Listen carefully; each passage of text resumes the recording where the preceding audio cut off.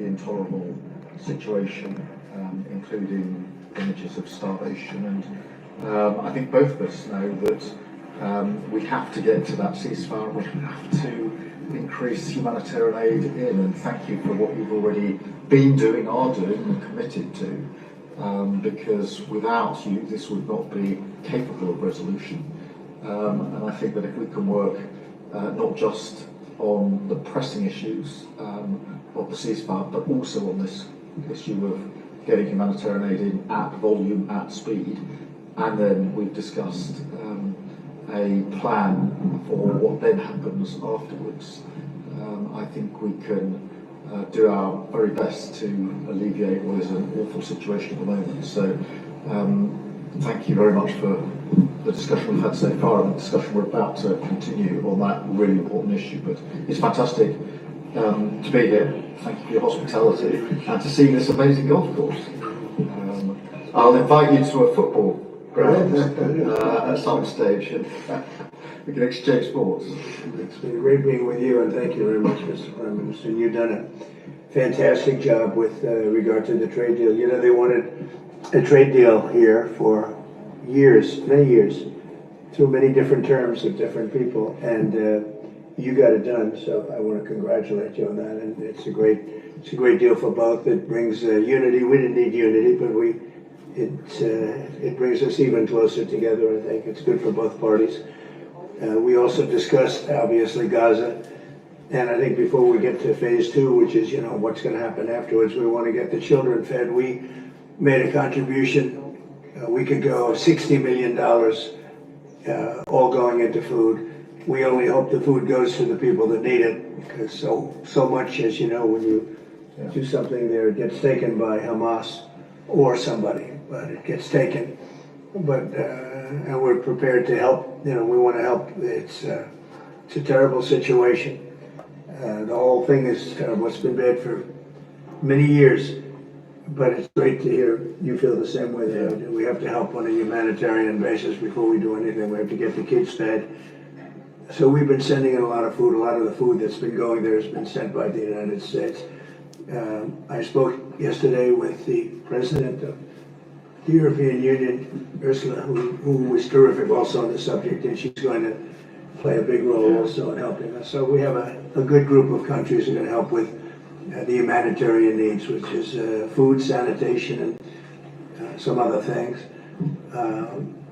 It's very difficult to deal with Hamas. As I said, you know, we got a tremendous amount of hostages out, but it would take place in drips and drabs. You get 10, you get 5, you get 2, you get 10, 12. We get 12 one time. Many of them would come to the White House, and they were so thankful. But I always said, when you get down to the final 10 or 20, you're not going to be able to make a deal with these people, because they use them as a shield. And when they give them up, they no longer have a shield. And the people of Israel feel so strongly about the hostages. Some people would take a different view, but they feel so strongly about the hostages. So that's an ongoing process. Hamas has become very difficult to deal with in the last couple of days, because they don't want to give up these last 20, because they think as long as we have them, they have protection. But I don't think it can work that way. So I'm speaking to Bibi Netanyahu, and we are coming up with various plans. We're going to say it's a very difficult situation. If they didn't have the hostages, things would go very quickly. But they do, and we know where they have them in some cases, and you don't want to go riding roughshod over that area, because that means those hostages will be killed. Now, there are some people that would say, well, that's the price you pay, but we don't like to say that. We don't want to say that. And I don't think the people of Israel want to say that either, which is pretty amazing. A lot of people would say, just get it done and whatever it is. You could also say speed might be better for the hostages. You go through, you know, with speed, you may have a better chance, because they're in deep trouble. They're in deep trouble. You saw October 7th, and you saw what the damage and the horror that they committed. People can't forget that. You know, they tend to forget it, but they can't forget that was one of the most evil things I've ever seen. And you just cannot forget that. So we're very much involved. The Prime Minister's involved. I'm involved. And I think I can speak. We just signed a very big trade deal, the biggest of them all yesterday, right? And the European Union is very much involved in wanting to help with really the Palestinians in terms of getting people fed. But the area of Gaza, another way of defining it is the area of Gaza. It's a very troubled place, and it has been for many, many years. It has been for many decades. So it's not like this just happened. This has been going on for a long period of time. So that's it. Our hearts are in the right place.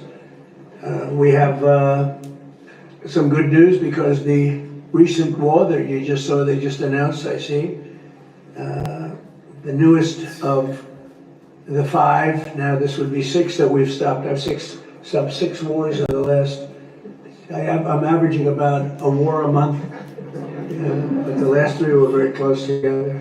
India and Pakistan and a lot of them. Congo was just, and Rwanda was just done. But you probably know, I won't go into it very much because I don't know the final numbers yet. I don't know. Numerous people were killed, and I was dealing with 2 countries that we get along with very well, very different countries from certain standpoints. They've been fighting for 500 years, intermittently, and we solved that war. You probably saw it just came out over the wire, so we solved it through trade. I said, I don't want to trade with anybody that's killing each other, so we just got that one solved. And I'm going to call the 2 prime ministers who I got along with very, very well and speak to them right after this meeting and congratulate them. But it was an honor to be involved, and that was going to be a very nasty war. Those wars have been very, very nasty. So we've done a lot of good work. We've had great support from the Prime Minister anytime we needed help, anytime we needed any form of support. You've been there. We appreciate it very much. And we're going to continue onward. We do have to take care of the humanitarian needs on what they used to call the Gaza Strip. You don't hear that line too much anymore. You don't hear the Gaza Strip, but it is the Gaza Strip, and it's amazing. It's not being handled a little bit differently. We're going to set up food centers, and we're going to do it in conjunction with some very good people, and we're going to supply funds. And we just took in trillions of dollars. We got a lot of money, and we're going to spend a little money on some food. And other nations are joining us. I know your nation's joining us, and we have all of the European nations joining us, and others also have called, and they want to be helpful. So we're going to set up food centers and where people can walk in and no boundaries. We're not going to have fences, and they can't. They see the food from 30 you would say yards away, and they see the food. It's all there, but nobody's at it because they have fences set up that nobody can even get it. It's crazy what's going on over there. So we're going to work very closely together with your country, a great country. We also discussed inside that we are, there's a whole new thing happening with regard to energy from nuclear. And the Prime Minister's looking at that very strongly. And I know you have Rolls-Royce nuclear plants. That sounds pretty good, right? I love that. What a great brand that is. But you're also doing the Rolls-Royce or the nuclear plants, the smaller plants. We're doing smaller and bigger, but the small is interesting. They do a small plant, very easy, very safe, and as they need more, they hook up another plant, and they have a series of plants instead of, doing the $20 billion plant. That gets tough for a lot of people to do. So we're just studying that, and it sounds like you're very far progressed, but that's a great thing you're doing with nuclear. We opened up nuclear about 2 months ago, and it's now safe and very inexpensive. No, we see civil nuclear as a big part of the future as we go to sustainable, independent energy. And I think that between the 2 of us, we can work very much more closely on this. And we've agreed that that's our ambition, that's our aspiration. And this is going to be a big part of the future when it comes to energy. And you can see in the last few years, energy has been weaponized. Prices have dictated both families and businesses across the United Kingdom, and therefore taking control of energy is a huge prize. So the more we can work together on this, the better. And small modular reactors are a very big part of the future here, and we've got great companies like Rolls-Royce involved in that. So I'm very much looking forward to working together with you, Good, Mr. we'll President. do that. We'll do that. We're going up to your oil capital in a little while. We're going up to Aberdeen. That's called the oil capital of Europe. And it's a great asset that you have up there someday. If they ever change their thinking on that, you have a great and valuable asset. There's a lot of valuable resources underground there. But that's a decision for you to make. But it's a very amazing place, and it is considered the oil capital of Europe.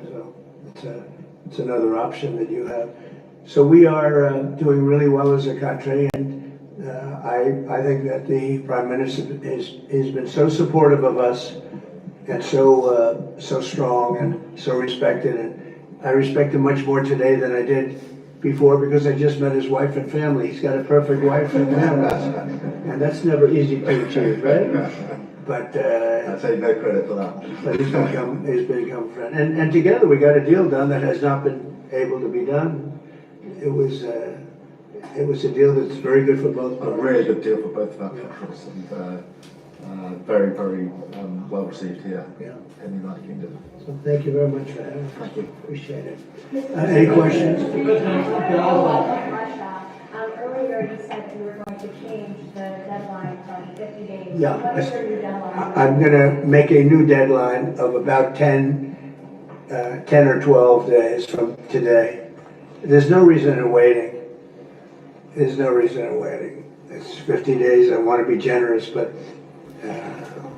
we just don't see any progress being made.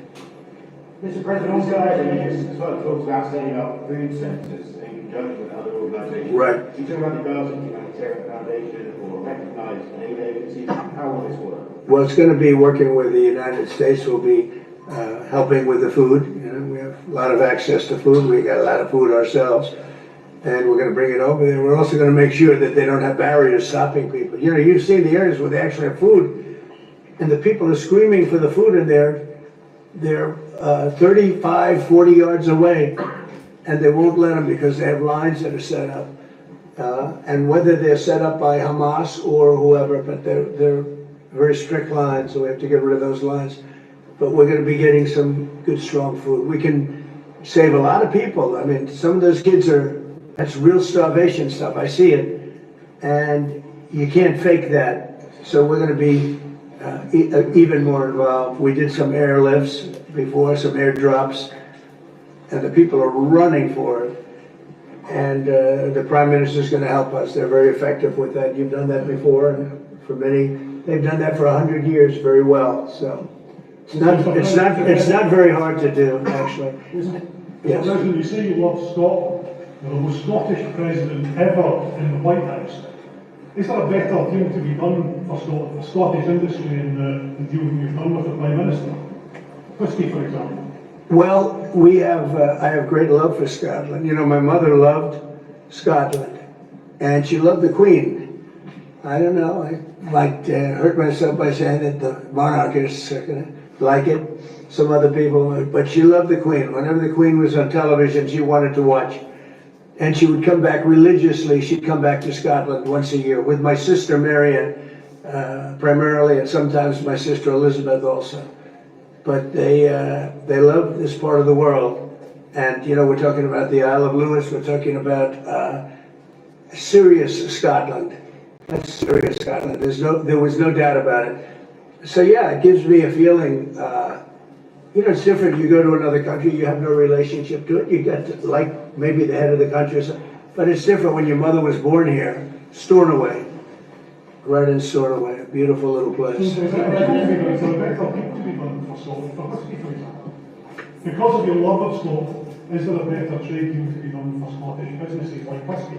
Well, I assume when we do our trade deal overall, a lot of it comes to Scotland, I hope. Maybe all of it should go to It's a Scotland. very good deal for the whole United Kingdom, and we've already achieved great things under the deal, and we'll achieve even more as we work together. A lot of it is going to Scotland. I mean, I do know that, but I mean, we're dealing with the UK, but a lot of it comes to Scotland. And, you know, I was very particular. This is a part of the world I want to see thrive, it's going to thrive. Mr. President, back to Gaza. You talk about Hamas stealing food and stealing aid. What responsibility does Israel have for limiting aid to the region? And if I could ask a follow-up to the Prime Minister, what pressure can we put on Israel? Is that something that you and the United States could work on together? Israel has a lot of responsibility. They're hampered by the fact that you still have 20 hostages or so. And the people of Israel are very concerned about the 20 hostages. It's very interesting. You could say they could be more concerned about retribution than the 20 hostages, but they really want the 20 hostages to survive and live to make it. You know, many of the hostages came to my office, the Oval Office, and I was amazed by, I would ask them the question, was there any sign of love? Was there any sign of, when you were a hostage and you have all of these people from Hamas around you, sometimes 100, sometimes 10, sometimes 2, but you're a hostage and you're being stored in a pipe. It's not even really, a cave, or it's a pipe, a little pipe. And some said they didn't think they were going to make it because they were losing air, there wasn't enough air, and they'd open up the pipe just in time, but they didn't do it on purpose, it just happened to open it, they got lucky. But I said, did they ever wink at you and say, like, don't worry, you're going to be okay? Did they ever give you some extra food, even if it was a piece of bread? Did they ever give you anything during that time? And some were there for 400 or 500 days now, right? It's a long time, a year and a half, more than that. And not one person said there was any love from anybody. You know, in other words, you have hundreds of people, and you see it in the movies where somebody's a prisoner and somebody's helping. You even see it with Germany, where people would be let into a house and live in an attic in secret. You know, you see signs of stuff. I said, did you see anything like, did they wink at you? Did they say, don't worry, you're going to be okay? I never received, I ask that question all the time. I've never received one answer that said, yeah, they really wanted to help. No, the hatred is just incredible. So on the access to food issue, what more can Israel do? Well, I think Israel can do a lot. I will say that Iran, I think, interjected themselves in this last negotiation. Can you imagine the beating they took? We wiped out their nuclear possibilities. They can start again. If they do, we'll wipe it out faster than you can wave your finger at it. We'll have to do that. We will do that gladly, openly and gladly. They've been saying, Iran's been sending out bad signals, I'll tell you. For a country that just got wiped out, they've been sending very bad signals, very nasty signals. And they shouldn't be doing that. They shouldn't be doing that. They were talking about things that they shouldn't be talking about. They were interviewed on a recent show, and the foreign minister saying things that he shouldn't be talking about, shouldn't be saying. And I think they got involved in this negotiation, telling Hamas and giving Hamas signals and orders, and that's not good. That's not good. I would say, look, we need to get the hostages out. They've been held for a very, very long time, and we must always start from there. But also recognise the situation on the ground in Gaza is absolutely intolerable, and I think that certainly speaking for the British public and myself, seeing those images of starving children in particular are revolting, and there's a sense of revulsion in the British public at what they're seeing, and they know, and we know, that humanitarian aid needs to get in at speed, at volume. Yes, some can be airdropped, and we're working with others, with the US, with Jordan, on that, but the trucks need to get in, because that's the only way you can get the volume in, and we do thank the President for the work he's done to try to get to a ceasefire, which we desperately need, but also to put aid in to the region. There needs to be much more of that. We need to galvanise other countries in support of getting that aid in. And yes, that does involve putting pressure on Israel, because it absolutely, this is a humanitarian catastrophe now. We also need to look beyond that situation to what then happens in the event of a ceasefire, which is desperately needed. And that's why I'm really pleased that we're having a discussion about what a peace plan would look like after that, the component parts of that. And we have to be really clear at this point that Hamas can play absolutely no part in any future governance in Palestine, and and in Gaza. And it's really important that we're clear about what triggered this, who took the hostages, and calling out Hamas for what they are, which is a terrorist organisation. But I think today the focus has to be on getting that humanitarian aid in. Will the UK avoid your pharmaceutical tariffs and will it happen before August the 1st? Well, we'll be announcing our pharmaceuticals sometime in the very near future. We have a very big plan on pharmaceuticals. We want to bring a lot of the pharmaceuticals back to America, where, you know, the way they should be. If you look at COVID, it sort of taught us a lesson. We were getting our pharmaceuticals from other countries. We almost didn't make any. We used to make them ourselves, and we're going to want to be making a lot of them ourselves, all of them in a sense. But you also have a good pharmaceutical business. We'll be dealing with you on pharmaceuticals also. And we certainly feel a lot better with your country working on pharmaceuticals for America than some of the other countries that were. With the relationship we have, you would not use that as a cudgel. You wouldn't be using it as a block. But we're going to be announcing sometime very soon, I think, pharmaceuticals are our whole thing. And the companies know. And drug prices are going to be coming down very substantially in the U.S., very, very substantially. And that'll happen very soon. Yes, so there's all sense of frustration. No, go ahead. We can all sense your frustration with Vladimir Putin. Yeah. Do you think he's been lying to you about his intention to Ukraine? Well, I don't want to use the word lying. All I know is we'd have a good talk, and it seemed on, let's say, 3 occasions, it seemed that we were going to have a ceasefire and maybe peace, and you divide it up and you do whatever you have to do, that obviously to get to the end. And all of a sudden, missiles are flying into Kiev and other places. And I say, what's that all about? I spoke to him 3-4 hours ago, and it looked like we were on our way, and then I'd say, forget it, and I'm not going to talk anymore. You know, this has happened on too many occasions, and I don't like it. I don't like it. Successful social media sites. There are new powers here to censor your site, states my To censor my To site? censor your site. You mean Truth? And Facebook. Truth, sir? I mean Truth. Is that okay? Well, I don't think he's going to censor my site because I no. say only good things. Will you Yeah. please uncensor my site? Yeah, we're not censoring anyone. We've got some measures which are there to protect children, in particular from sites like suicide sites. We've had too many cases in the United Kingdom of young children taking their own lives, and when you look through their social media, they've been accessing sites which talk about suicide and encouraging, if you like, children down that road, and that is what we want to stop. Nothing about censoring free speech. But this country is a proud free speech in this country has been for a very long time. We're very, very proud of it. We will protect it forever. But at the same time, I personally feel very strongly that we should protect our young teenagers, and that's what it usually is, from things like suicide sites.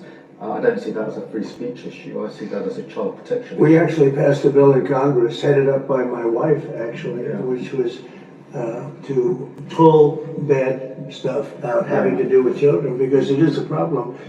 But I cannot imagine him censoring Truth Social. It's more of a very political, and you know, it's been a very big success. It's not going to happen. And I only say good things about him and his country, so if they censor me, you're making a mistake. I'm going to give my ambassador the job, make sure it's not censored. I had not heard that. You're a big investor in this area, Mr. President. Say it? You're a big investor in this area.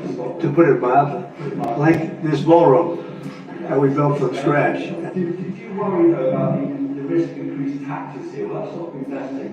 And do you have a message last night on the soccer to the English Lionesses who won the European Trophy? So I think that I have a theory that low taxes bring growth. We just passed a big tax cut bill, the biggest bill in the history of our country, actually. And one big beautiful bill. I used to call it the Great One Big Beautiful. We took the word great out, but it's actually called the One Big Beautiful Bill. It's essentially a very large tax cut bill for everybody. And our country's pretty soon, I think I can say it right now, our country has never done better. we had a country that was dead. It was dead 6 months ago, a year ago.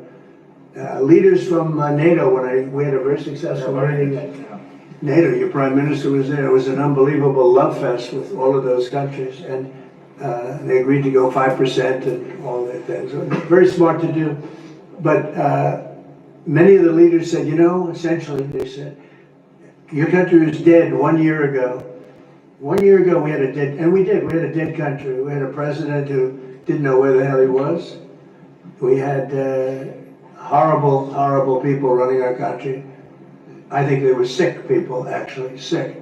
You talk about censorship, those were big, that's all they did was censor, and they didn't know what to do. And they had high taxes. They wanted more tax, total censorship, transgender for everybody, men playing in women's sports, everything bad they wanted, and they still do, that's what they still do. That's why they're down at 15% or something, I saw it today, the lowest that the other part of the Democrats have ever been. But no, I find that when you lower taxes, you get growth. I will say this, and the Prime Minister hasn't been here very long, in all fairness. I think he'll be a tax cutter. But I find that as we cut taxes, we did more business. In my first tax bill, we cut taxes from 39% down to 22%. And we ended up at the end of the first year, when it was still a little raw, we ended up taking in much more revenue than we did at 39%. It was pretty amazing. And we're taking in a lot of revenue right now, and this was an additional tax cut. So I find, for whatever it's worth, tax cuts are very good. Moved up the deadline, it's now 10 or 12 days. Is the sanction the same as you're going to slap a 100% tariff on anybody who does business with Russia? So what I'm doing is we're going to do secondary sanctions, unless we make a deal, and we might make a deal. I don't know. You don't know. It's we've done so many peace deals. This is the one I started out with, and I know President Putin called me. He wanted to know if I could help him with Iran. I said, no, I don't need your help with Iran. I need your help with Russia. And so that's the one deal that continues to linger. And we're losing 5,000, they're losing. I'm not losing, you're not losing, but 5,000 Russian and Ukrainian kids a week are dying. And that's not mentioning the people that are dying also in towns where, he's lobbing missiles into certain towns like Kiev. And he's got to make a deal. It's too many people are dying. It's a really bloody war, and the 5 in there, they really tell me that number is obsolete. It's like 7. That's terrible. So you have 7,000 Russian and Ukrainian soldiers dying every single week for no reason whatsoever. So you would think, based on common sense, you would think he'd want to make a deal. We'll find out. Any other training channels, conversations with the Russians, reiterating this? In what? Reiterating this new pressure and deadline. We're going to have you're the press. I'm reiterating it to you. I'd say 10 to 12 days. I'll announce it probably tonight or tomorrow. But there's no reason to wait. If you know what the answer is going to be, why wait? And it would be sanctions and maybe tariffs, secondary tariffs. You know what a secondary tariff is. And look, the Russian economy, I don't want to do that to Russia. I love the Russian people. They're great people. I don't want to do that to Russia, but this thing, they're losing a lot of Russians. They've lost 1 million Russians. And that's the, sons, that's the sons and daughters of Russian families. They leave the house, they go, bye mom, bye dad, and then they get blown away.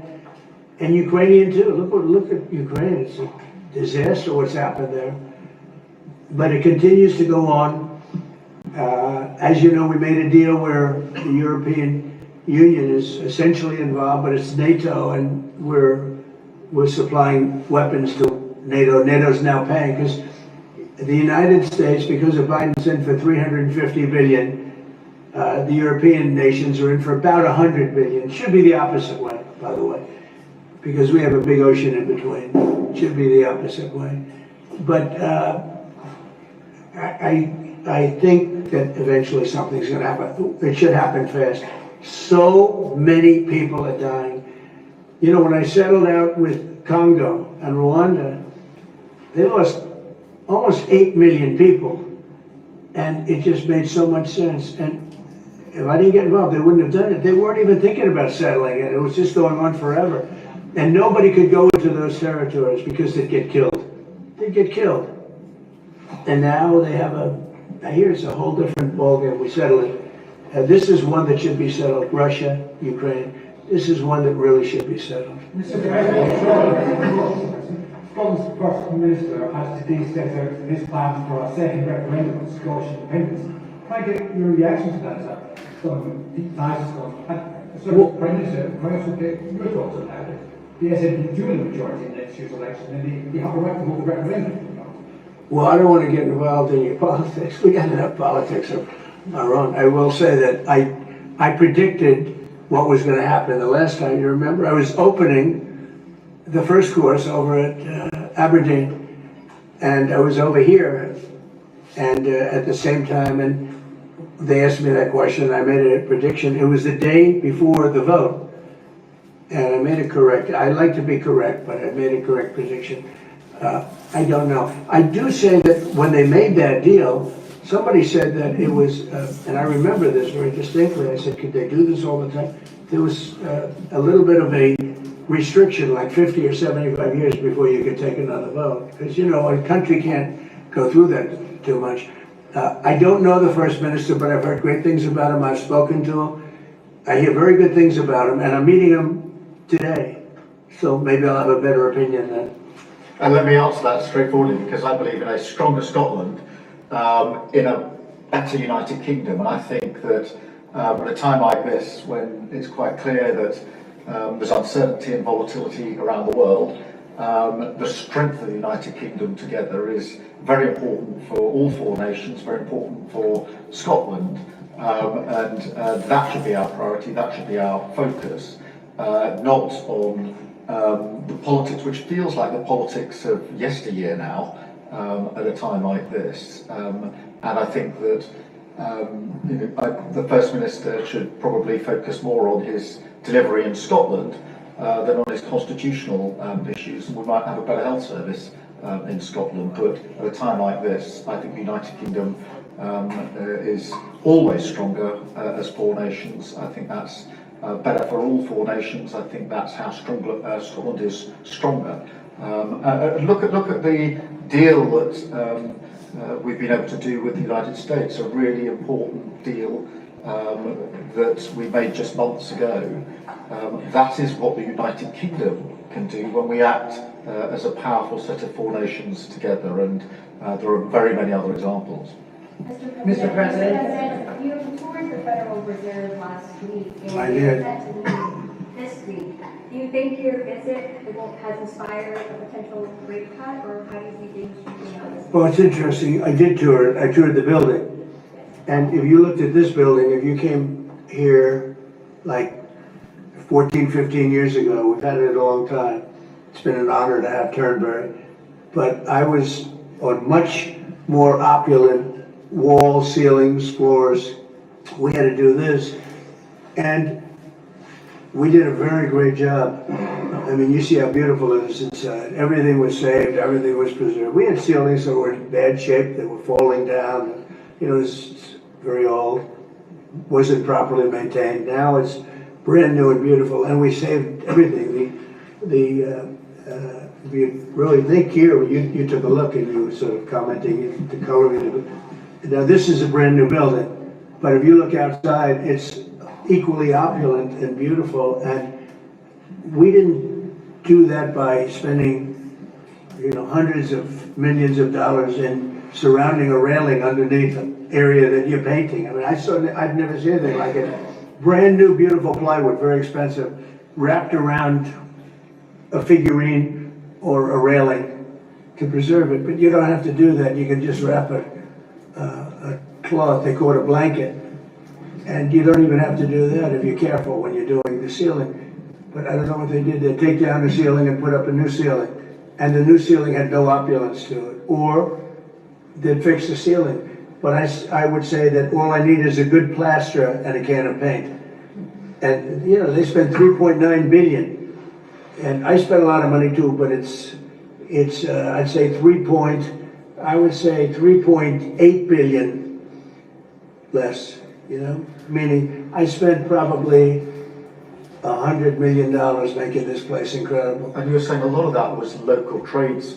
I used local We were trades. looking at the windows, I think, in Right. next room. I had local trades do a lot of this. We have the most opulent windows next door, and I had a choice. Do I take them out? And you know, they've suffered through 125 years of storms. You have very big storms. Yeah. So when you have a storm, you have a storm. We did properly. And they made it, barely, but they were in bad shape. So I had some local people come up and we looked at them. You have some great craftsmen here, I think is what you're getting at. And they said, sir, honestly, they've had it. We can copy it and do it much better. And they did. If you take a look at the windows in the various dining rooms, they're magnificent. And they're new, and they're much better looking than what was the same exact look, other than a much higher quality. And they're local people. I use a lot of your local people. You have really great local tradesmen here, yes? But do you foresee a rate cut this week? Do you expect? A rate cut, meaning a tax cut? No, do you expect the Fed to cut rates this week? Oh, I think he has to. You had 11 cuts, you know? In Europe, they had 11 cuts. In other places, they had 10 or 11 cuts. And we had none, but I'm not gonna say anything bad. You know, we're doing so well, even without the rate cut. With the rate cut, it would be better. It affects our housing a little bit. Look, we should be 3 points lower. Each point is $360 billion. Can you imagine that? That's big numbers. Each point, 1 point of cut, is the equivalent of $360 billion in savings. That's big stuff, you know. Those are big numbers in the U.S. Everything's big. He should cut. A smart person would cut. You know, he leaves very soon, so it's like one of those things. But I'll miss him greatly. I'll miss him. On Turnberry, if I may, have you or will you enlist the Prime Minister in your effort to bring the opium back to Turnberry? And Prime Minister, you described this peaceful course. Do you agree with the President that it's time to bring the opium back to Turnberry? Well, as you know, that's not a matter directly for me, that's the sporting authorities. But look, I mean, it is first time I've been here. It's absolutely magnificent, both inside and out, and looking at the courses itself and the building. It's incredible. But the decision on the open is not a decision for me, as you'll understand. I should just pick up on the earlier question, because I for one will say congratulations to the Lionesses. Last night our women's football team won the Euros, defended the Euros, I should say, which was a really big success, and the mental and physical resilience that they showed was quite incredible. So there's a lot of bunting out today and tomorrow to celebrate them bringing that cup home. Is Czech is really planning for the upcoming state visit, and how does that work? Where would you stay? And thinking about this? Well, I'm looking forward to it. It's never been done before, twice. We had our original at Buckingham Palace, and now I guess we're going to Windsor. Yeah. And it's never been done, and I'm a big fan of King Charles. I've known him for quite a while. He's a great guy, great person. He looks really well to me. He looks great. So we look forward to coming over. It's going to be, it was one of the most beautiful evenings I've ever seen. I hate to say it, but nobody does it like you people in terms of the pomp and ceremony. True. And I look forward to being here with the ambassador. Our ambassador is a very, very successful man who just wanted to do this. And I said, how are you going to be able to do that? And he's so committed to, you know, the relationship between the countries. But he's a very great guy and a very, very successful man. So I very much thank you for doing this. Thank you for the honors.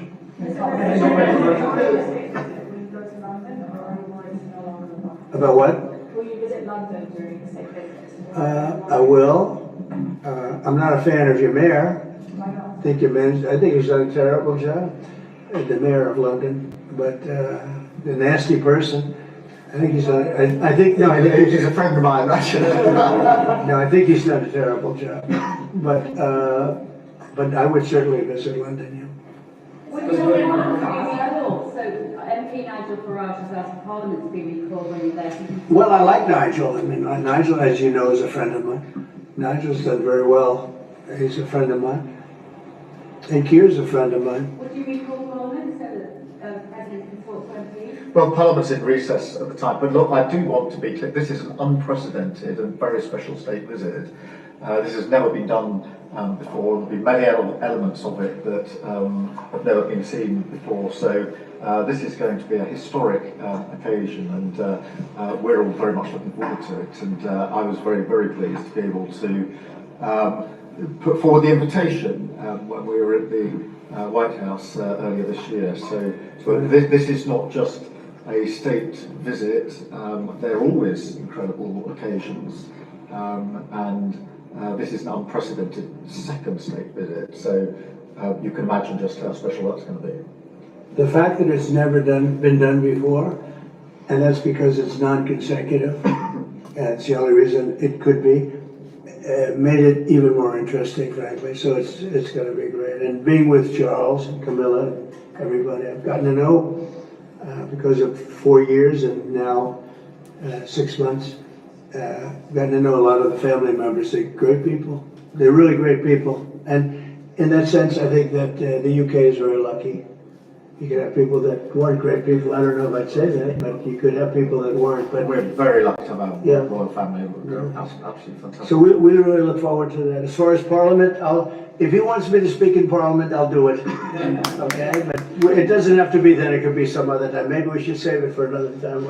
We'll let the one visit speak for itself. But anytime, if I could be helpful, I would certainly do it. Thank you.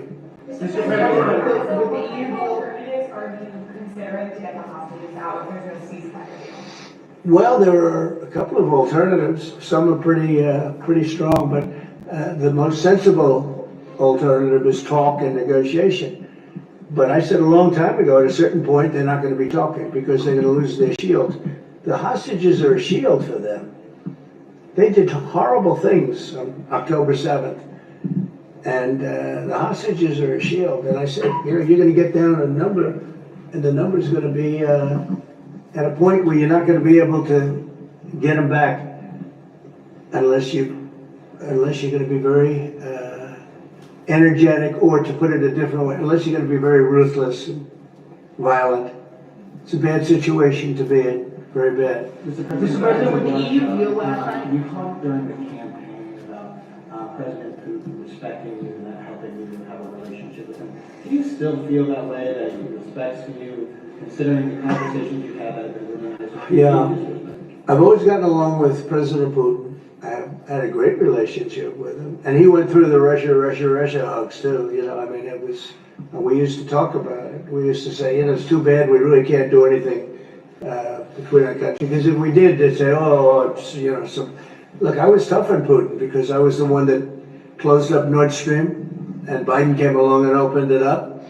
I was very tough on Putin in one way, but we got along very well. And I never really thought this would happen. I thought we'd be able to negotiate something, and maybe that'll still happen, but it's very late down the process. So I'm disappointed. And you know, the funny thing is that their economy isn't that big, and it's having a hard time right now, but it's a relatively small economy. A strong military, but strong economy. And it used to be a strong economy, now it's not. He's going through a lot. Economically, it's not easy, but it's pretty small, you know, compared to that magnificent size of that land. The land is massive. It's got, I guess, 9 time zones or something. It's a massive piece of land. Russia could be so rich. It could be so rich. It could be thriving like practically no other country. And they're holding that back because we can't. He wants to do trade deals with us. He talks about it all the time. He wanted to. And I envision that a lot of trade with Russia. They have a lot of valuable things. When you talk about rare earth, they have serious rare earth, right? They have just about every form you can have. So, you know, Russia could be so rich right now. Instead, they spend all their money on war. They spend everything on war and killing people. It doesn't make sense to me. I thought he would want to end this thing quickly. I really felt it was going to end. But every time I think it's going to end, he kills people. Could a meeting help? And are you considering, has been proposed? I don't know. I'm not. you know, I'm not so interested in talking anymore. He talks, we have such nice conversations, such respectful and nice conversations, and then people die the following night with a missile going into a town and hitting, I mean, recently, I guess, the nursing home, but they hit other things. Whatever they hit, people die. So, I don't know, we'll see what happens. We just had a sense of your differences in political persuasion where Nigel Farage and Steve Khan came up with a conversation. I wonder if you have any advice in your view for a very divided, polarized world on how you make all relationships? Not differences, you know, not differences. I happen to like both men. I like this man a lot, and I like Nigel. And, you know, I don't know the politics over here. I don't know where they stand. I would say one is slightly liberal, not that liberal, slightly, and the other one is slightly conservative. But they're both good men. Mr. President. Well, no, I mean, we like each other, we respect each other, we get on, and we've both got a great love of our countries, of our families, and therefore there's a huge amount that we have already achieved actually together and will achieve as we go forward, leading our respective countries, and of course the relationship between our countries. Donald, we were talking about this morning, that whether it's defence, security, intelligence sharing, it's a close historic relationship. We have fought together in the past, we've always stood together. And I, for one, am very pleased that we've got such a good personal relationship between us. And I think it just shows that even if you come from different political perspectives, different backgrounds, actually there's a huge amount of common ground when it comes to what is in the best interests of our two great countries, and they are two great countries. And I think that because we focus on what's best for our countries, we get along very well, and I'm very pleased that that's the case. Mr. President. Well, I do know he wants to cut taxes as much as he can, and you know, politics is pretty simple. It's I assume there's a thing going on between you and Nigel, and it's okay. You know, it's two parties, but generally speaking, the one who cuts taxes the most, the one who gives you the lowest energy prices and the best kind of energy, the one that keeps you out of wars. He's kept you out of wars, but the one that keeps you out of wars. You have a few basics and you can go back 1,000 years, 1,000,000 years, whoever does these things, but low taxes, keep us safe, keep us out of wars, no crime, stop the crime, and in your case, a big immigration component, you know, because I know that your attitude has become strong on immigration, strong on the toughness of immigration. But I think whoever's going to be, I think I won because we had a lousy president, to be honest with you. We had an incompetent president. But I won because I was very strong on immigration. Now, we had inflation. We had sort of a bad economy with this guy. We had a lot of problems. But I focused on immigration more than I did anything else. And I think I won because of immigration. I think I won because of the border. I had a bad border where millions of people were coming in to our country illegally. And as you know, last month, 0 people came into our country illegally, 0.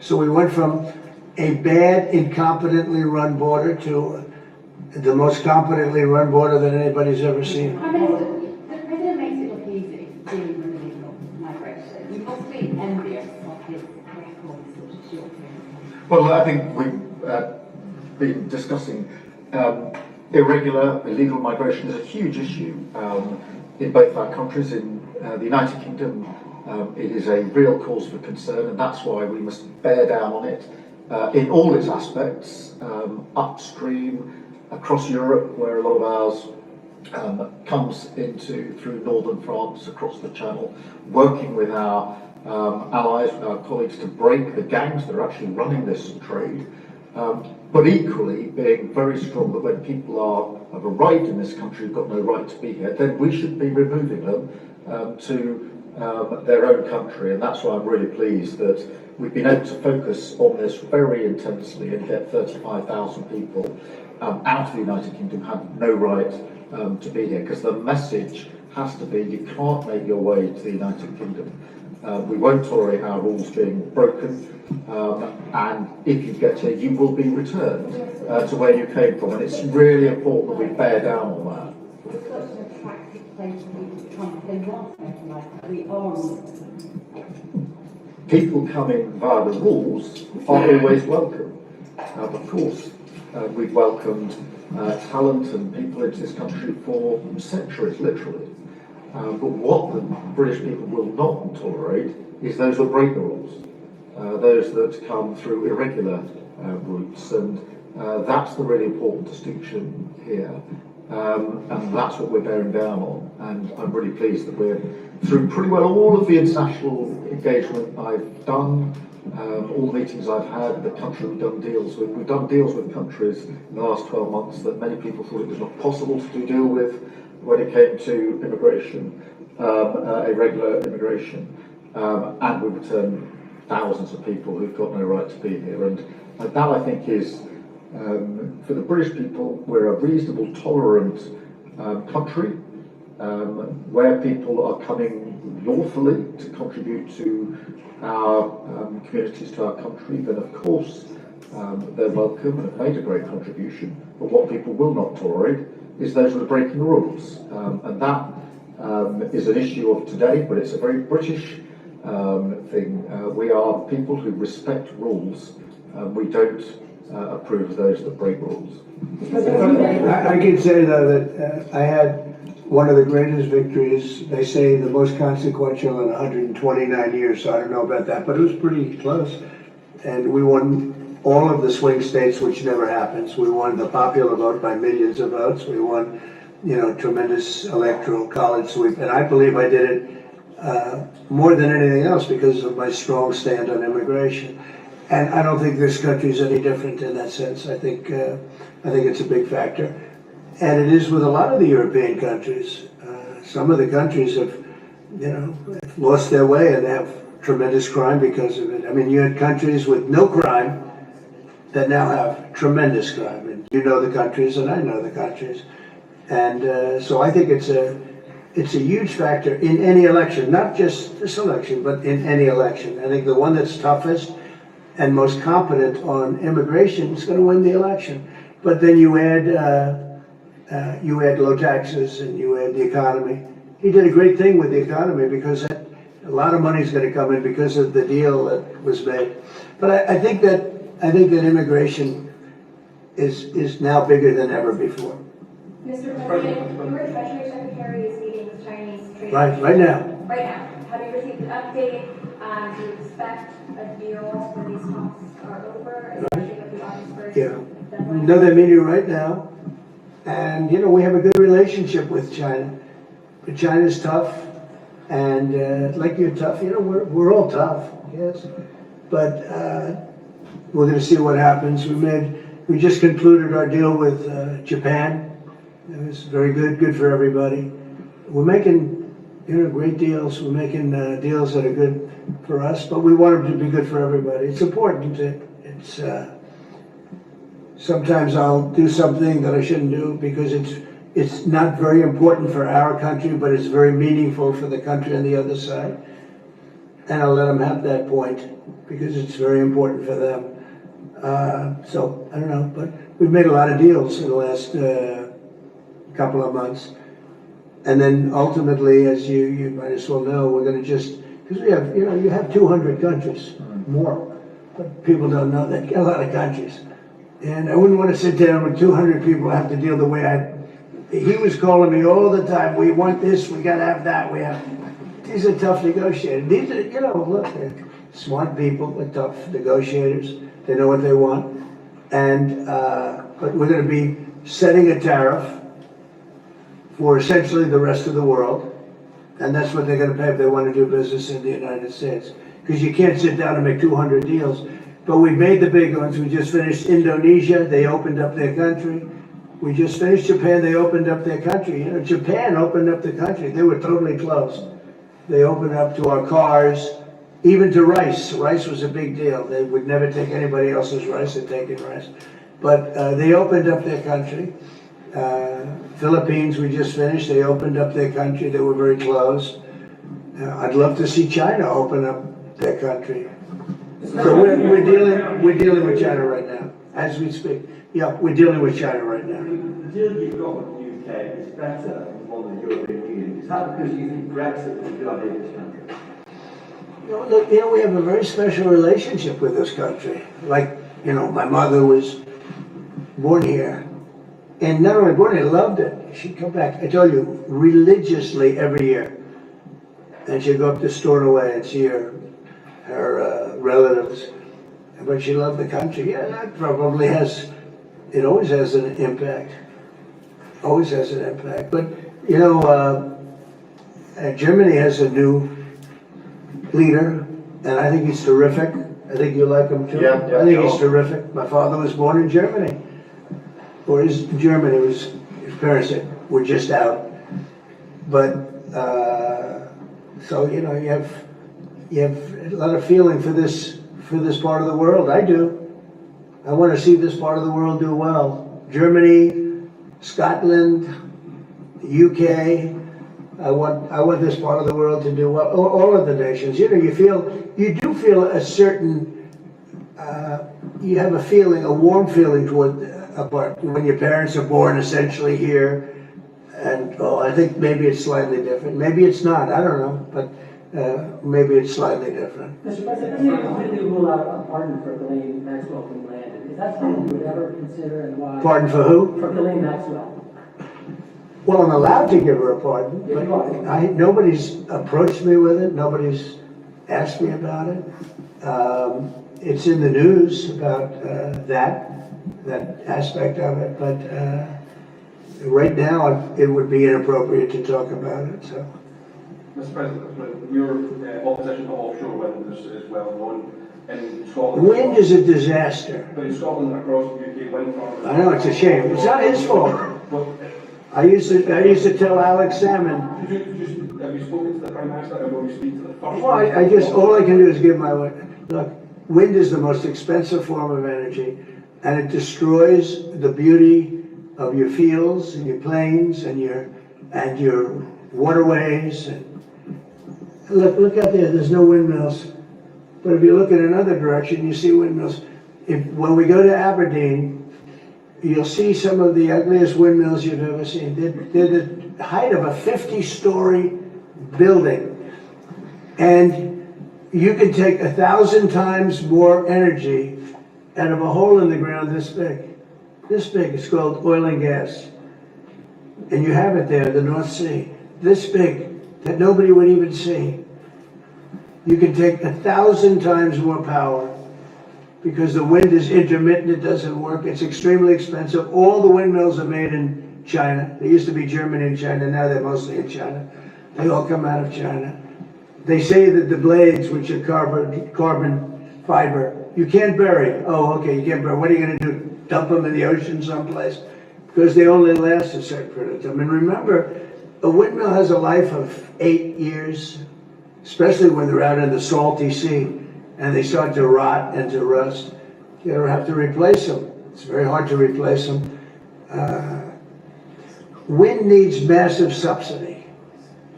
And you are paying in Scotland and in UK and all over the place where they have them, massive subsidies to have these ugly monsters all over the place. So I've restricted windmills in the United States. Now, a couple we have, the poor stupid people at the beginning, they approve them. So they have their full approvals. But I've restricted windmills in the United States because they also kill all your birds. They wipe out. It's interesting. If you shoot a bald eagle in the United States, they put you in jail for 5 years. And yet windmills knock out hundreds of them. They don't do anything. You explained that. So it's a very expensive energy. It's a very ugly energy. And we won't allow it in the United States. So we believe in a mix. And obviously oil and gas is going to be with us for a very long time, and that'll be part of the mix. But also wind, solar, increasingly nuclear, which is what we've been discussing this morning, civil nuclear as we go forward. The most important thing for the United Kingdom is that we have control of our energy and we have energy independence and security, because at the moment, whatever the attributes and facilities in the North Sea, that is sold onto the international market. We buy it back off the international market. That was a historic mistake in my view. But what we need is a mix so that we get the energy security that we need for the future, and that's the focus of everything that we're doing. But what we have discussed today is that the energy prices are too high, which is why we recently took measures to reduce the energy prices, particularly for energy-intensive businesses. But in the long run, the only way to reduce your energy prices is to take control of your energy, and that's what we're doing, taking control of our energy. Mr. President, our King Charles, who you are a great friend of, is a big fan of eco-projects and windmills, as you call them. Is he wrong? So King Charles is an environmentalist, I will tell you. And I say that in a positive way, not a negative way. Every time I've met with him, he talked about the environment, how important it is. And I'm all for it. I think that's great. King Charles, more than anything else, loves the country. But I got to know him very well. He truly is an environmentalist. He wants clean air, clean water, all of the things that we all want. Mr. President, you have said that you have not been briefed on the Epstein files, or your name does not appear in the Epstein files. But doesn't the AG have to tell you if your name? Well, I haven't been overly interested in it. It's a hoax that's been built up way beyond proportion. I can say this: those files were run by the worst scum on earth. They were run by Comey. They were run by Garland. They were run by Biden and all of the people that actually ran the government, including the auto pen. Those files were run for 4 years by those people. If they had anything, I assume they would have released it. The whole thing is a hoax. They ran the files. I was running against somebody that ran the files. If they had something, they would have released. Now, they can easily put something in the files that's a phony. Like, as an example, Christopher Steele, a person you know well, happens to be from your country. But Christopher Steele, as an example, wrote a book, a dossier. We call it the fake news dossier. And the whole thing was a fake. The whole thing was a fake. They can put things in the file that are fake. But those files were run by bad, sick people. If they had anything, why did they use it when I was killing Joe and then he gave out because he was 25 points down? And then I got somebody new. Nobody even knew anything about it. She was a horrible vice president. She was a border czar, but she never went to the border. She never once called a border patrol agent to find out how we're done, but she was the border czar. Her name was Kamala. Nobody knows her last name. It was Harris, but nobody knew her last name. So I ended up, how would you like to end up in a race where you're killing somebody, you're beating him, and then they say, all right, we'll take him out. He's not working. Let's put somebody else. And then she had a 6-week honeymoon. It was amazing. They predicted she would have a 6-week honeymoon, and she did. And then she got slaughtered. But think of it. Those files were run by these people. They were run by my enemy. If there was anything in there, they would have used them for the election. Yeah. Do you think that drawing, I think I heard you say something the other day, that the drawing that was the subject of the Wall Street Journal report. I don't do drawings. I'm not a drawing person. He was drawing. I don't do drawings. Sometimes people say, would you draw a building? And I'll draw 4 lines and a little roof, for a charity stuff. But I'm not a drawing person. I don't do drawings of women, that I can tell you. They say there's a drawing of a woman, and I don't do drawings of women. And also, Epstein was always a very controversial guy. I was at a very high position, pretty much all my life. In all fairness, I've been doing this for a long time. I had the top show on television. I had the #1 bestsellers. I had everything, right? And I was a very successful business guy. He was a very controversial. Who would do a controversial drawing? Now, with that being said, they say there were many letters done by many people, and many big people, big successful people. But I just don't. When you talk about files, I just keep going back, and other people too. Even the enemy says this thing is not correct, because if we had it, we would have used it on the guy. It's a bad issue. They say it's a good issue for Trump. Do you know that my poll numbers are up 4.5 points since this ridiculous Epstein stuff? My poll numbers have gone up 4.5 points because people don't buy it. Okay, people don't buy it. And he's gone, and we want to focus on trade deals. I want to focus on the deal we just made with the European Union, which is the biggest trade deal in history. It's the biggest deal, I think, in history, not just trade deal. So if they would have had something, they would have used it. You Prime Minister, at the time you threw him out of Mar-a-Lago, well, can you settle that? What was that? What caused the breach? That's such old history, very easy to explain, but I don't want to waste your time by explaining it. But for years, I wouldn't talk to Jeffrey Epstein. I wouldn't talk because he did something that was inappropriate. He hired help, and I said, don't ever do that again. He stole people that worked for me. I said, don't ever do that again. He did it again, and I threw him out of the place, persona non grata. I threw him out, and that was it. I'm glad I did, if you want to know the truth. And by the way, I never went to the island, and Bill Clinton went there supposedly 28 times. I never went to the island, but Larry Summers, I hear, went there. He was the head of Harvard. And many other people that are very big people. Nobody ever talks about them. I never had the privilege of going to his island. And I did turn it down, but a lot of people in Palm Beach were invited to his island. In one of my very good moments, I turned it down. I didn't want to go to his island. Yeah. On Gaza, next time you speak to Netanyahu, what will you ask him to do? Say it what louder? Next time you speak to Netanyahu, what will you ask him to do? Well, I'm going to say, look, we're giving money and we're giving food, but we're over here and we're over in the United States, and I think I can speak for the Prime Minister. We're giving money and things. He's got to sort of like run it. Well, I want them to make sure they get the food.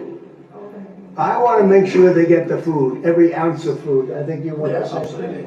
Absolutely. Because that food isn't being delivered, Mr. President, or at least all of it. you said you were going to set essentially a tariff for the world. For the world. What percent will that tariff be? I would say it'll be somewhere in the 15 to 20% range.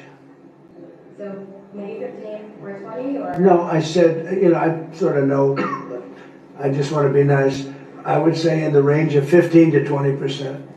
Could you also think about what way to UK steel? Probably one of those two numbers. But UK and steel aluminum makers here are worried about tariffs. Will you do anything that would be? Aluminum? And steel. You're a pretty big aluminum maker. Yeah, that's already covered in the deal that we've agreed. So we're just doing the implementation of that. But Mr. President, when will that come down from 25% to 0? You mean on the overall, on the world? On steel and aluminum from Britain, it's 25. Well, we're going to know pretty soon. We're going to have it pretty soon. Mr. President, You have no idea that these people are tough negotiators, okay? But we're a big buyer of steel, but we're going to make our own steel. We're going to make our own aluminum for the most part. But we buy a lot of aluminum from right here, and a lot of steel too. Yeah. Who are you with? Who are you with? Because you're asking such nice questions. TV News, that time for TV News. Very good. They're lucky. We have a lot of unhappy farmers in this country at the moment, and I'm sure the Prime Minister won't thank you for raising this. We've had changes to inheritance tax, which mean a lot of farmers feel they will lose their farms when they die of their father. How important are farmers to a country? You mean they're going to lose the farm because of estate taxes on it? So what I've done, Pay so much, they're cash poor, but they have great. I know, well, they're cash poor. They're land rich and cash poor. A lot of people are. I've had that too. Sometimes I'm land rich and cash. Sometimes I'm cash rich and land poor. I like it both ways, but as they get older, I like the more conservative route. So I did something that I don't know if you can do, but it was great. I love our farmers. As you know, in our tax bill, we have a clause that's very important. We were losing a lot of farms to the banks because a loving mother and father would die and left their farm to their children or their child, but their children, their family. And they loved their family and they thought they were doing them a favor, but they had a 50% tax to pay. So the land would get valued and at a high number, because some of the farms were valuable, but they didn't, they couldn't quantify it. And they go out and borrow money to pay the estate tax or the death tax, as it's called. And they'd overextend and they'd lose the farm. And they'd commit suicide in many cases. No, our levels are nowhere near 50%. They're not. We've just introduced where it's paid over many years, works out that's good. An extra 2% a year over 10 years. So it's not at those levels by any stretch of the imagination. But the other thing that we've done, as you know, is make sure that we've got a pathway for farmers that actually increases their year-on-year income, which is the most important thing. And in all of the deals that we do, we ensure that our farmers are the central focus for much of it, particularly in agriculture, including in the US deal, because I don't think we can go on for years saying that it's acceptable for farmers to have a year-on-year income which isn't sufficient. We've got to fix that problem. We can't simply live with that problem, so it's a very different situation. Well, we ended the estate tax. There is no estate tax on farmers. So when a parent leaves their farm, because again, a lot of these farms, they don't make a lot of money, but it's a way of life, and they love their way of life, and they love that dirt. That dirt is the most beautiful thing they've ever seen. They love it. I mean, they're farmers. They love doing it. They don't know how to do anything else, but they don't want to do anything else.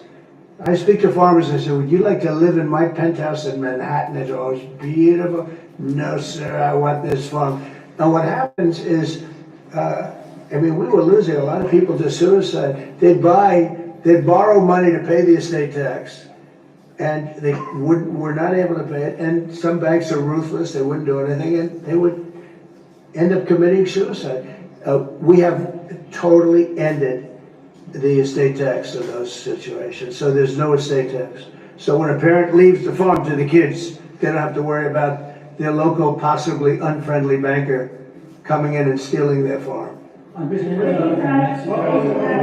migration, one of the black issues in Britain is migrants being housed in hotels, even though the communities don't feel it's safe. Is that an appropriate place for housing money? I don't like anything about it. They shouldn't be allowed in. Anybody illegally should not be allowed in the country. Thank you all very much. Thank you. Wow, that was an impressive news conference. It's so good to see the President of the United States meeting with all these world leaders. I mean, ever since he's been in office, the last 6 months, he's been to Saudi Arabia, meeting with the Prince of Saudi Arabia, Qatar, the president there, and just different world leaders, including the Prime Minister, the French Prime Minister, all these different people. It says a lot about the president that we have elected, because to be honest, I didn't see any activity from that previous administration, sitting down with so many world leaders, taking questions without a teleprompter or having a script. And he takes questions from everyone. But I'm happy to talk about the Epstein files. I know that everyone have been so focused on it. And as someone that voted for Trump, I'm so happy that for them to release the Epstein files, because if you had watched my previous video, the Black voters shift, that I'm predicting that by 2028 they're going to lose at least half of Black voters at a minimum, because we are seeing the Democrats for whom they are. They have been the most toxic party as far as for Black people, and I'm gonna do a video getting into the Jim Crow, the Ku Klux Klan, them trying to filibuster the civil rights bill, that they did not want that passed, and they get so much credit like they've been fighting for us and fighting for the American people, but it's so much that we don't know because we don't look up policy, they don't teach it in schools, and we're thinking that the Democrats are the good guys, and they are not the good guys, and I was lied to. I thought that was the People's Party, and they are not the People's Party. And can't forget against God. Right. Yeah, and then add the cherry on the top, now they're so brazen, they are even going against the word of God and pushing an agenda that they know go against Christian values. That's a fact. It's a fact. But getting to the Epstein files, if you look at my previous video about the Black voter shift, I'm talking about that. I like with so many Democrats on the screen, and they was like, oh, release the Epstein files. I want them to release the Epstein file, like Trump was the only name on it, like it was all about Trump. But I said, Epstein is Hollywood. It's gonna be the majority of the list are gonna be Democrats. Your favorite people. Democrats are on there. They are mainstream media. They are Hollywood. If they had anything on Trump, anything, The way that they were trying to win that previous election, the man even had two, not saying they had anything to do with it, but he had several even attempts on his life. I mean, they have raided his home in Mar-a-Lago. They tried to remove him off of ballots. They made him a felon. I mean, the list goes on and on. But I was like, they're on there. And lo and behold, Bill Clinton, 28 visits, 28 to Epstein's Island. All these different politicians are on there. All these different Hollywood figures are on there. And that's the only reason why the Democrats did not expose that list. It's a reason. And it's a reason that they only have 17% approval rating. The worst since they've been doing polling in the history of even taking polls. I mean, when, America needs to wake up because they're anti-American. They are not for us. They're for everything that goes against Americans. They even prioritize the illegal immigrants like they're the victims and not the people of this country, the citizens that voted to put them in office. We didn't vote for illegal immigrants. We voted for to put America first. They are out of their damn mind. Our biggest concern is not Kilmar. That's not our concern. Is what are you doing to make lives better for everyday Americans? It's just astounding that It's amazing. People are more concerned about that list instead of the missing children. They good. Bring the list on. Yeah, they don't care about the children. Missing children. They don't care about 350,000 missing kids that's because they control mainstream media. Mainstream media is going to pump out what they want you to think and what they want you to focus on, and they're going to give you that one-line talking point, and that's all you have. They have no policy, they have no solutions, they have no leaders. So mainstream media is influencing the entire country. And people go with it while they are allowed not to work for us, while they're allowed not to have policies. But I'm like, bring the list on. Bring it on, because it's amazing when they start digging into that list with former President Bill Clinton and those like him, Democrats. Democrats are the majority of the people that you're going to find out that's on the list. We're talking about presidents. Bill Clinton, they're on the list. That's why it wasn't exposed. I can't wait. Someone in the chat said that the next presidential ticket for the Democratic Party is going to be, and they're going to vote for is Gavin Newsom and AOC. What do you think about Woo-hoo! That? Gavin Newsom said that he's crashing out, having a meltdown, saying he hates his party. He said he hates his party because he wants to run for president. He has destroyed California. They have $1 billion in debt. They gave health care to all the illegal immigrants. They have no money. I mean, they allowed the Palestine states in California wildfires. They allow the communities to burn down. They allow people who are illegally here to take over their city and to destroy it and cause millions of dollars worth of damage, let alone they allow them to attack their police officers. They allowed these attacks. They had no control over the city. And they think that they were trying to have a trend, I guess, in every sanctuary city. Let illegal immigrants to be here, there's non-citizens, to take over our largest cities. That's what they wanted to happen.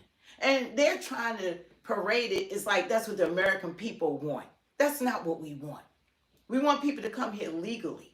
We want people to apply for citizenship. We want it done. We want them vetted. We don't want them allowing undesirables into our country that should be in prison, that were let out of prison. That's not what we want. But I'm happy that Trump is making a difference. I'm happy that he's our president. Anything he does wrong, we're happy to call it out. And you know what we're more happy to call out? What the freaking Democrats aren't doing for us.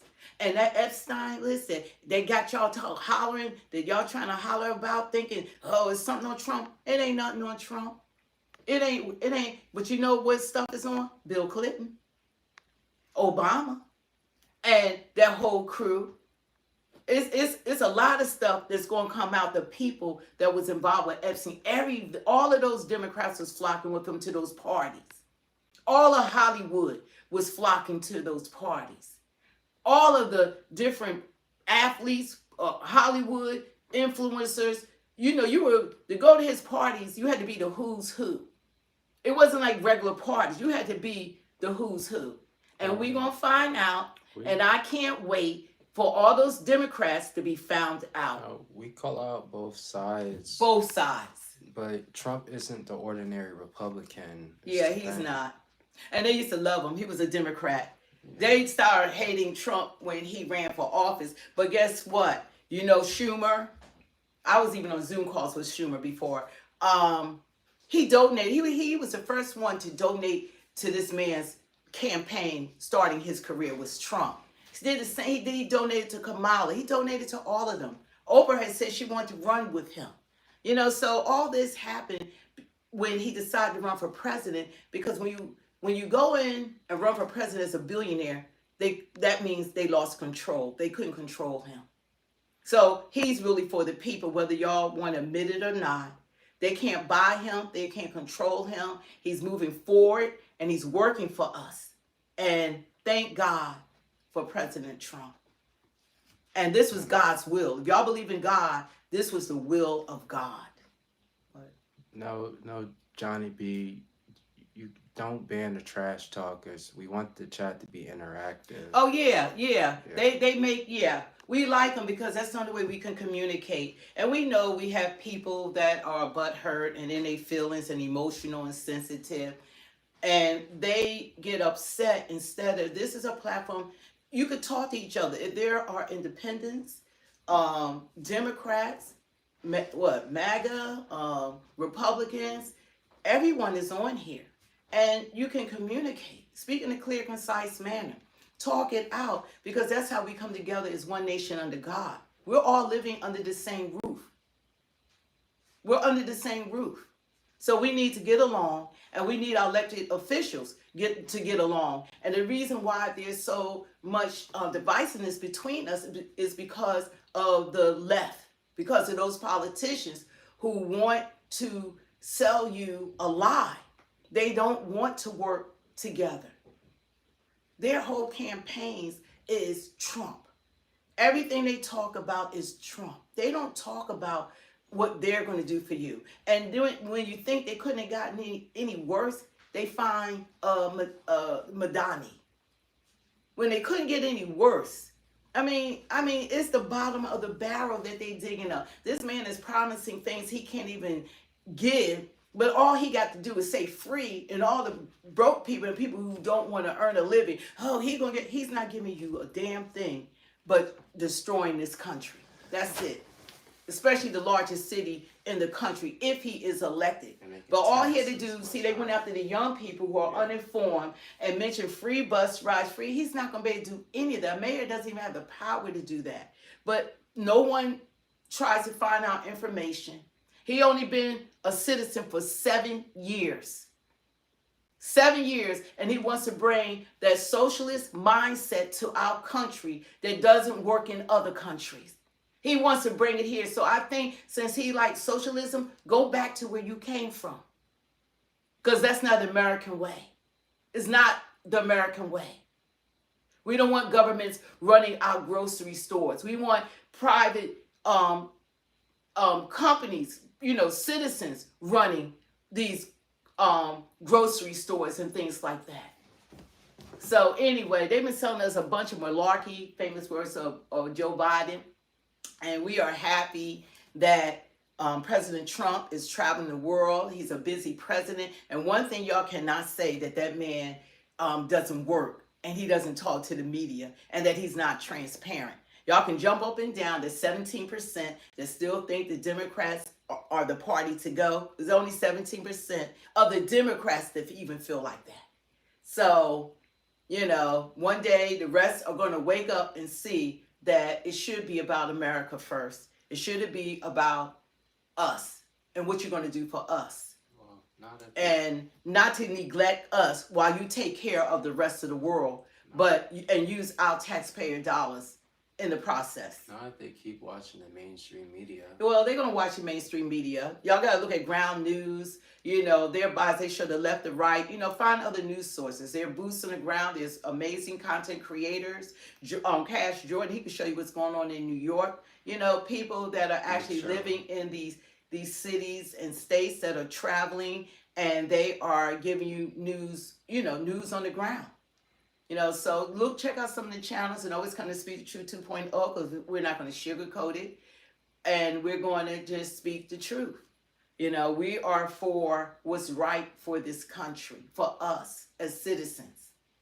And we don't like how the Democrats, they've been in charge for 12 of the last 16 years and they destroyed this country. Like those John Lewis bills that they promised for black people and the George Floyd bill, the anti-hate crime bill, they were empowered to do all those things, but they will never do it. They promised some things that they never performed for black people. They want black people just to be down and out and suppressed. Like God didn't give us all the same brains. Our brains are all the same color. The only thing that's different about the human race is our pigmentation because he gave us different beautiful colors. Look at what the Democrats did to our community in the past. Yeah, we're going to talk about the Democrats. We're going to do a whole upload. Look for it. Don't forget to hit the like, share, and subscribe. We don't want to prolong this video because we want people to come and come back and leave comments, and we want them to get involved. You know, leave us comments. We do reply to them because, you know, once the chat, it goes away and all of that. But we want people to come and hear the content because a lot of times people don't realize that there's a lot of golden nuggets in when we do upload, that we're talking about things that doesn't really might line up with the title because we talk about a lot of different subjects. But hit that notification bell so that you'll be notified when we do go live. We appreciate your support and thank you for, you know, the Democrats that's on here, the Republicans, everyone that's on here. Smith, Trump has only been in office for 5 months. You could thank Joe Biden for black unemployment. Yeah. Well, they know Biden didn't do nothing. Y'all have to admit that Biden wasn't really there. Y'all know he wasn't there. Come on now. It's no secret now. That ship has sailed with the lies. They destroyed this country. And I think that at this point it might have been former President Obama and whomever was his puppet master that was running the country, because the things that they did to this country, we're going to be suffering going through it for at least the next decade, especially when they had opened up those borders. But anyway, we're going to jump off, and don't forget to share, turn the notification bell. We have over 27,000 subscribers, but we forgot to tell people to turn on the notification bell because we don't have a set time and we go live just about every day a lot of times. So you'll be notified by turning on that bell. And thank you guys for joining Speak the Truth 2.0. We love you. God bless you. Enjoy your day. If there's any breaking news or anything else that's going to come forward, we'll go live again. And don't forget to subscribe to my other channel, Pray to All Here. That's going to be devoted to prayer and, you know, ministry and things like that. Because in this day and world, you need God. Man can't help you, but God can. There's no need to run to people telling them that you can't pay your rent, or you having all these problems or physical problems and different things that's going on in your relationships, and leave God out of it, because God is the only person that can make change in your life. People can gossip and talk about you, but God is a difference maker. So anyway, you guys, thank you for subscribing. Thank you for joining us, and thank you for your support. Peace out. God bless. Bye. Bye.